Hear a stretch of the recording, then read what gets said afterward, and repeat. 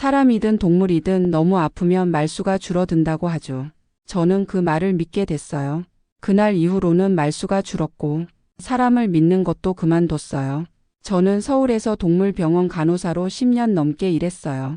그런데 어느 겨울 세상에서 제일 작고 따뜻했던 생명이 제 손안에서 조용히 식어갔고 그걸 보고만 있어야 했던 저는 결국 병원을 그만뒀습니다. 정선희 씨 고생 많았어요. 가끔 연락하고 지내요. 민호 선배의 마지막 인사도 들리지 않았어요. 이유도 말하지 않고 퇴사서를 냈고 아무도 붙잡지 않더라고요. 다들 제가 버틸 수 없다는 걸 알았던 거겠죠. 그렇게 저는 서울을 떠나기로 했습니다. 사람도 소음도 기억도 없는 어딘가 아주 한적한 마을로요. 이사 첫날 짐을 나르던 트럭 기사는 묻더군요. 혼자 이 넓은 집에서 어떻게 사세요? 정말 그 말이 내 마음을 콕 찌르더라고요. 그러게요. 나 혼자 이 넓은 집에서 뭘 하려는 걸까요? 하지만 그때는 몰랐어요. 그 집 마당 한켠 잡초에 가려져 있던 작은 텃밭 옆에서 제 삶을 완전히 바꿔놓을 존재가 작은 소리로 조용히 울고 있었단 걸요. 마을 입구에서 처음 본 건 폐가처럼 생긴 작은 슈퍼였어요. 현수막에는 옛날 방식 그대로 생강청 팝니다. 그 문구가 묘하게 사람을 멈추게 하더라고요. 차에서 내리자 바람이 턱하고 가슴을 치는 것 같았어요. 도시는 늘 바빴는데 이곳은 시간이 멈춰 있는 것처럼 조용했죠. 제가 살게 된 집은 돌담이 있는 오래된 단층 집이었어요. 장독대랑 마당이 있는 게 어린 시절 외할머니 댁을 떠올리게 했죠. 하지만 현실은 담장엔 이끼가 끼었고 창문은 오래전부터 열리지 않았던 듯 굳어 있었어요. 혼자서 닫고 치우고 또 닫고 그렇게 이틀쯤 지나니 집이 조금씩 숨을 쉬는 것 같았어요. 그날 오후 마당 한켠에서 낯선 소리가 들렸어요. 약간 쉰 듯한 작고 떨리는 울음소리. 낑. 잡초 사이 작은 흙구덩이 옆에 말라 비틀어진 수건 덩어리 같은 게 꿈틀거렸어요. 자세히 보니 눈도 제대로 못 뜨는 강아지 한 마리가 덜덜 떨고 있더라고요. 어떻게 여기까지 왔니? 입술이 바짝바짝 말라 있던 아이를 조심스레 들어 따뜻한 수건에 감싸 안았어요. 제 품에서 느껴지는 작고 불안한 심장 소리. 그 소리를 들으니 어느새 제 눈에서도 눈물이 났어요. 마치 누군가가 저한테 이렇게 말해주는 것 같았어요. 당신 혼자 아니에요 라고요. 그 아이에게 저는 해밀이라는 이름을 지어줬어요. 비겐 뒤에 맑게 개인 하늘이라는 뜻이래요.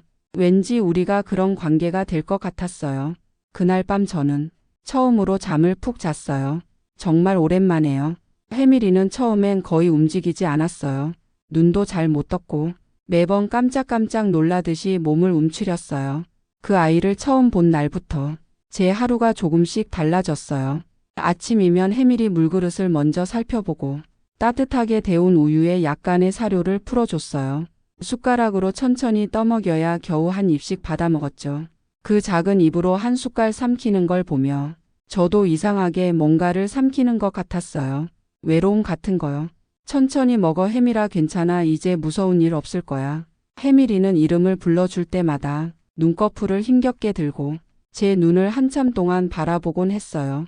그 눈빛이 아주 오래전 엄마가 저를 안아주며 괜찮아라고 말해주던 눈빛이었어요. 하루는 해밀이가 제 손가락을 살짝 핥았어요. 그 따뜻한 감촉에 저도 모르게 눈물이 터졌어요. 너 정말 날 안아준 거니? 그날 이후로 해밀이는 조금씩 다가오기 시작했어요. 제 뒤를 졸졸 따라다니고 마당 한켠 해가 드는 자리에 앉아 저를 조용히 바라보곤 했어요.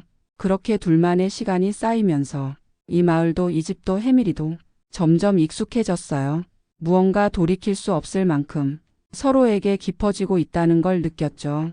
그리고 어느 날 아주 특별한 일이 벌어졌어요. 그날은 이상하게도 해밀이가 아침부터 계속 집 밖을 서성였어요. 짧은 꼬리를 두세 번 흔들다가 저를 빤히 쳐다보더니 문 쪽으로 향했어요. 나가고 싶은 거야? 어디 가고 싶어? 문을 열어주자마자 해밀이는 낯선 골목 쪽으로 성큼성큼 걸어갔어요. 마치 어디를 정확히 알고 있는 것처럼요. 평소엔 절대 먼저 걷지 않던 해밀이었기에 저도 그냥 따라 나섰어요. 낯익은 마을길을 지나 이웃들도 거의 가지 않는 폐창고 쪽으로 향하더라고요. 저는 그 창고를 오랜만에 봤어요. 아버지가 생전에 가끔씩 목공을 하시던 공간. 그런데 혜밀이는 문이 반쯤 열린 그곳 안으로 조심스레 들어갔어요. 혜밀아, 거긴 들어가면 안 돼. 위험할 수도 있어. 하지만 혜밀이는 멈추지 않았어요. 그리고 창고 안 한켠에 놓여 있는 작은 나무 상자 앞에 가 앉았어요. 그 나무 상자. 그건 예전에 제가 만든 거였어요. 초등학교 때 아빠와 함께 손으로 못을 박으며 만들었던 단 하나뿐인 보물 상자. 그 안에는 돌아가신 엄마와 찍은 사진 한 장과 엄마가 써준 편지가 담겨 있었어요. 이걸 내가 어떻게 알았을까? 손끝이 떨렸어요. 상자를 열자 먼지가 쌓인 사진과 종이 냄새가 스쳤고 마치 그때로 시간이 되감기는 것 같았어요. 엄마의 글씨. 익숙하면서도 아득한 그 편지가 혜밀이 옆에서 햇빛을 받아 반짝였어요. 항상 혼자 있어도 괜찮아. 엄마는 내 마음 안에 있으니까. 눈물이 멈추질 않았어요. 그런데 그 순간 혜밀이가 제 무릎에 고개를 살포시 얹더라고요. 너 내 마음을 어떻게 알고 이런 걸 찾은 거야? 말할 수 없는 위로가 밀려들었고 저는 처음으로 이 마을에서, 이 집에서 정말 살아도 괜찮겠다는 생각이 들었어요. 혜밀이가 저를 데려간 그 창고, 그곳에서 잃어버린 가족의 온기와 나 자신을 다시 마주할 수 있었어요. 그리고 저는 확신했어요. 혜밀이는 단순히 유기견이 아니라 내 마음을 읽을 줄 아는 기적 같은 존재라는 걸요. 그날 이후로 저는 혜밀이와 더 많은 시간을 함께 보내기 시작했어요. 산책도 자주 나갔고 혜밀이 눈에 비치는 세상이 어떤 모습일까 자꾸 궁금해졌어요. 매일 아침 눈을 뜨면 혜밀이는 벌써 현관 앞에 앉아 있었어요. 꼬리를 천천히 흔들며 저를 기다리는 그 모습에 저도 모르게 웃음이 나왔어요. 오늘은 어디로 가고 싶어, 혜밀아? 그렇게 우리는 마을을 걸었어요. 그 누구와도 나누지 못했던 이야기들. 혜밀이에게는 이상하게 자연스럽게 흘러나왔어요. 사실 나 어릴 적엔 엄마가 아프셨어. 늘 간병하시던 아빠도 결국 지쳐서 떠났고 그래서 난 혼자라는 감각이 늘 익숙했어. 혜밀이는 묵묵히 제 곁을 걸었어요. 가끔 제 손을 하르며 지금 이 순간만큼은 혼자가 아니라고 말해주는 것처럼요. 그렇게 마음을 열다 보니 이웃 주민들도 저를 다시 바라보기 시작했어요. 요즘 자주 보이네요. 혜밀이랑 다니는 거 예뻐요. 예전보다 얼굴이 밝아지셨어요. 어느 순간부터 마을 사람들의 따뜻한 시선이 낯설지 않았어요. 이 작은 변화들이 다 혜밀이 덕분이란 걸 저는 알고 있었어요. 그러던 어느 날 혜밀이가 갑자기 아프기 시작했어요. 처음엔 식욕이 좀 없나 싶었는데 점점 기운이 없어졌고 숨소리도 가빠졌어요. 동물병원에서 의사 선생님이 말했어요. 혜밀이 나이가 꽤 있는 편이에요. 많이 늦게 발견된 신장질환입니다. 하늘이 무너지는 것 같았어요. 왜 이제야 내가 누군가를 사랑하게 됐는데 그 사랑이 또 사라지려는 건지. 하지만 혜밀이는 그 와중에도 저를 걱정하듯 눈을 맞췄어요. 괜찮아요, 괜찮아질 거예요 라고 말해주는 듯한 눈빛이었어요. 그날 밤 혜밀이와 나란히 누워 처음으로 크게 울었어요. 내가 없으면 난 또 혼자야, 혜밀아. 그 말을 들은 혜밀이는 힘겹게 꼬리를 2번 흔들고 제 손등에 코를 살짝 댔어요. 그게 마지막 일까봐. 그 시간이 멈췄으면 좋겠다고 진심으로 바랐어요. 하지만 혜밀이는 그렇게 쉽게 저를 떠나지 않았어요. 작은 몸에 남아있는 힘을 다해 하루를 버티고 이틀을 버텼고 저도 혜밀이 곁을 절대 떠나지 않았어요. 그리고 그 시간 속에서 저는 조금씩 다시 사람들과 연결되었고 마음 한켠에 남겨둔 상처를 들여다보게 되었어요. 혜밀이는 저에게 단지 동물이 아니라 제 인생의 잃어버린 조각이었어요. 혜밀이와 보내는 하루하루가 제 삶의 중심이 되기 시작했어요. 병원에 다니는 일도, 혜밀이 밥을 챙기는 일도, 그 모든 게 피곤하거나 버겁지 않았어요. 그저 함께 있다는 것만으로 충분했어요. 그러다 문득 이 사랑을 나만 간직해선 안 되겠다는 생각이 들었어요.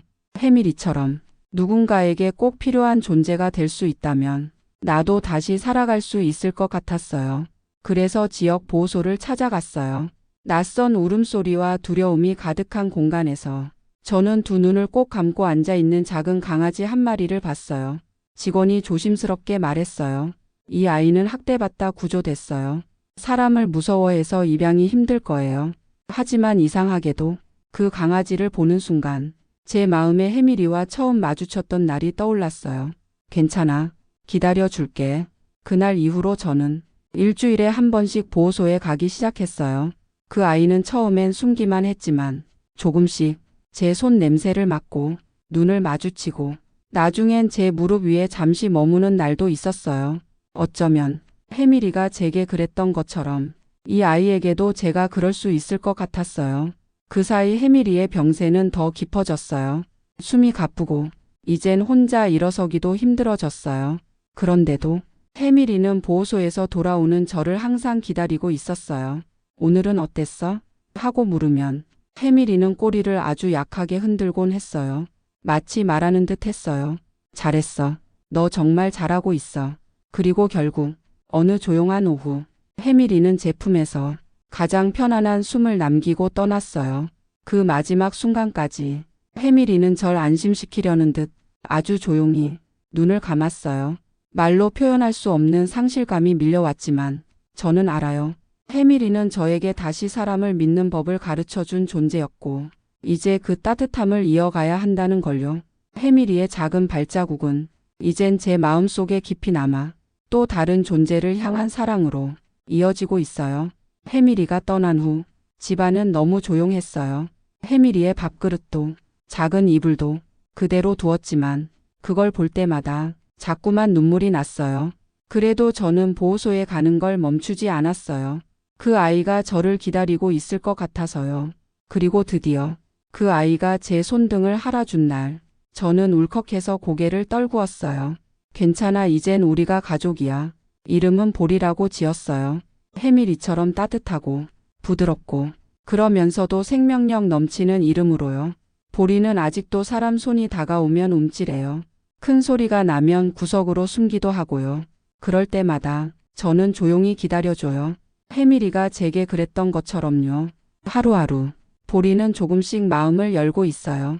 아침마다 제 방문 앞에 앉아 있고 제가 주방에서 밥을 할 때면 발밑에 기대 잠들기도 해요. 그 모습이 꼭 처음 해밀이가 저와 함께 있었던 날들을 떠올리게 해요. 해밀이를 잃은 후 다시는 그렇게 누군가를 사랑할 수 없을 거라고 생각했는데 사랑은 다시 피어나네요. 다른 모양으로, 다른 이름으로. 그렇지만 똑같이 따뜻하게 보리와 저는 함께 산책하고 함께 숨쉬고 함께 살아가고 있어요. 그리고 이젠 보리 덕분에 제가 다시 누군가를 위한 하루를 살아갈 수 있게 되었어요. 보리와 함께한 지 100일쯤 되었을까요? 아무렇지 않은 척 살아가지만 어느 날 갑자기 해밀이 생각이 밀려오는 순간들이 있어요. 해밀이와 처음 산책 나갔던 길, 그 아이가 하늘을 처음 본 날, 아프면서도 꾹 참던 눈빛, 그 모든 게 여전히 제 마음 한 구석에 남아 있어요. 보리가 제 무릎에 머리를 올리고 잠들 때, 전 괜히 그 조용한 숨소리를 들으며 속으로 말을 걸어요. 해밀아, 지금 너도 이렇게 누군가 옆에서 자고 있니? 그곳은 아프지 않니? 나 없이 외롭진 않니? 답은 없지만 그 생각만으로도 해밀이가 어딘가에서 저를 지켜보고 있는 것 같아요. 보리는 그런 제 마음을 아는 걸까요? 제가 조용히 울고 있을 때 슬며시 제 손을 할아주곤 해요. 그럴 때면 제가 아니라 보리가 저를 위로하는 것 같아서 오히려 미안해지기도 해요. 보리는 해밀이가 남겨준 가장 따뜻한 선물 같아요. 이제 저는 알게 되었어요. 강아지를 키운다는 건 단순히 사랑을 주는 게 아니라 사랑을 배우는 거라는 걸요. 해밀이는 제게 이별을, 보리는 제게 시작을 알려줬어요. 그 두 마음이 제 안에서 한 사람을 조금 더 따뜻하게, 조금 더 깊게 만들어주고 있는 것 같아요. 그날은 유난히 하늘이 맑았어요. 햇살도 바람도 너무나 포근해서 그냥 보리랑 평소처럼 산책을 나섰어요. 동네 공원에서 보리가 자주 가는 벤치에 앉았을 때 갑자기 제 핸드폰에 익숙한 이름이 뜨는 거예요. 해밀이 병원. 순간 가슴이 철렁했어요. 해밀이가 떠난 지도 꽤 됐고 이미 모든 절차도 마무리됐는데 받았더니 그 병원의 간호사분 목소리가 들렸어요. 혹시 해밀이 보호자분 되시죠? 최근에 정리하던 서류 중에 해밀이의 마지막 진료 메모랑 선생님이 남겨두신 편지가 발견돼서요. 전해드리고 싶었어요. 얼마 지나지 않아 작은 봉투 하나가 집으로 도착했어요. 손글씨로 적힌 그 메모. 의사 선생님의 글이었어요.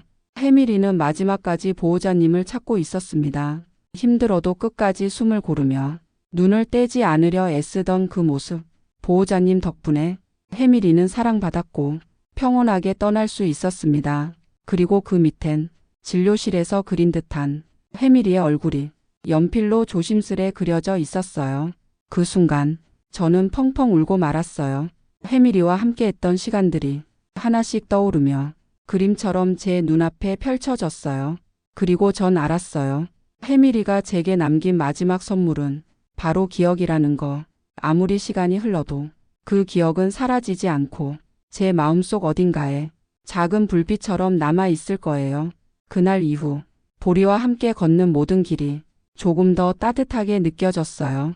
그건 해밀이가 여전히 제 곁을 걸어주고 있기 때문이겠죠. 봄이 왔어요. 언제 그렇게 겨울이 지나갔는지도 모르겠어요. 해밀이가 떠난 그날 추운 바람 속에서도 저는 혼자였지만 어느 순간부터 그 자리를 보리가 채워주고 있었어요. 이른 아침 보리가 꼬리를 흔들며 저를 깨우고 우리는 늘 걷던 그 길을 함께 걸어요. 벚꽃이 흩날리는 골목길, 햇살이 살짝 따뜻하게 얼굴을 감쌀 때면 보리가 갑자기 멈춰 서서 저를 올려다봐요. 마치 괜찮아요 라고 말해주는 것 같아요. 그럴 때면 해밀이도 여전히 제 곁에 있다는 생각이 들어요. 보리의 눈 속에도 해밀이의 따뜻한 눈동자가 숨어 있는 것만 같고 보리의 콧바람 속에도 해밀이의 장난기 섞인 숨결이 느껴져요. 우리가 함께한 시간은 짧았지만 그 기억이 만들어준 용기와 따뜻함은 지금도 저를 살아가게 만들어요. 그리고 알게 됐어요. 이 아이들은 사랑을 주는 존재인 동시에 사랑을 남기는 존재라는 걸요. 시간은 흐르고 슬픔도 지나가지만 그 아이들이 남긴 마음은 영원히 저를 지켜주는 것 같아요.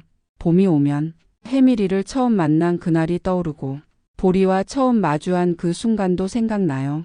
이 아이들이 제게 남긴 건 단순한 추억이 아니라 살아가는 이유였어요. 그리고 오늘도 전 생각해요. 해밀아, 너는 정말 좋은 아이였어.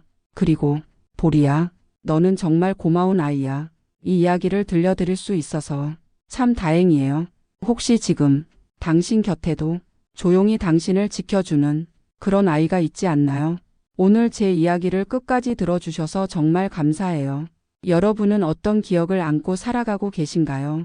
소중한 존재와의 추억이 있다면 댓글로 함께 나눠주세요. 이 영상이 마음에 닿았다면 좋아요와 구독, 그리고 알림 설정까지 부탁드려요.